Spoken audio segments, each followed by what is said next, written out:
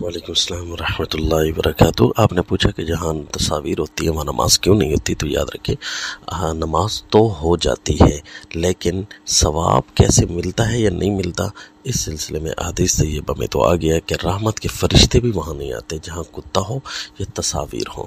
تو دیکھیے کہ اگر تصاویر لگی ہوئی ہیں، اب حدیث پاک کو تو ماننا ہے، تو وہاں رحمت کے فرشتے نہیں آئیں گے۔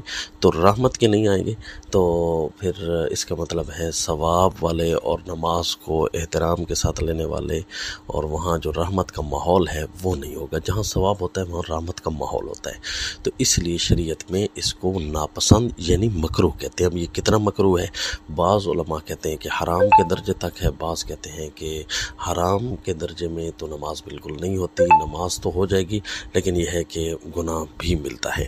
تو اب رہا کہ دکان میں تصاویر ہوتی ہیں، تو یاد رکھیے کہ ہمیں اصل دنیا میں تو نماز اور عبادت کے لیے بھیجا گیا ہے۔ حدیث پاک قرآن پاک کی آیت ہے کہ ما خلقت الجن والانس الا لیعبدون، ہم نے جن و انس کو اس لیے میں نے پیدا کیا، رب کریم فرماتے ہیں، تاکہ وہ میری عبادت کریں۔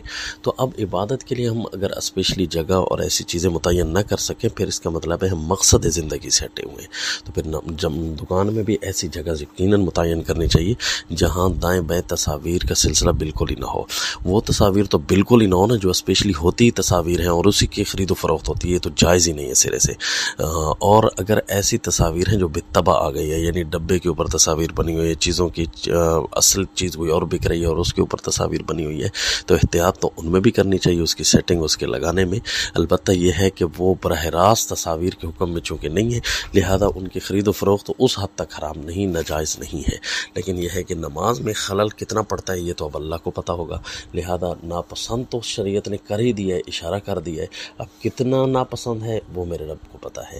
لہذا ایسی جگہ پر نماز نہ پڑھیں، اور یا نماز کے لیے ایسی جگہ متعین کر دیں کہ جس میں آپ کی کم از کم نماز کی خوبصورتی میں ذرا بھر بھی فرق نہ آئے، تب جا کر ہمارے کاروبار بھی مبارک ہوں گے۔ السلام۔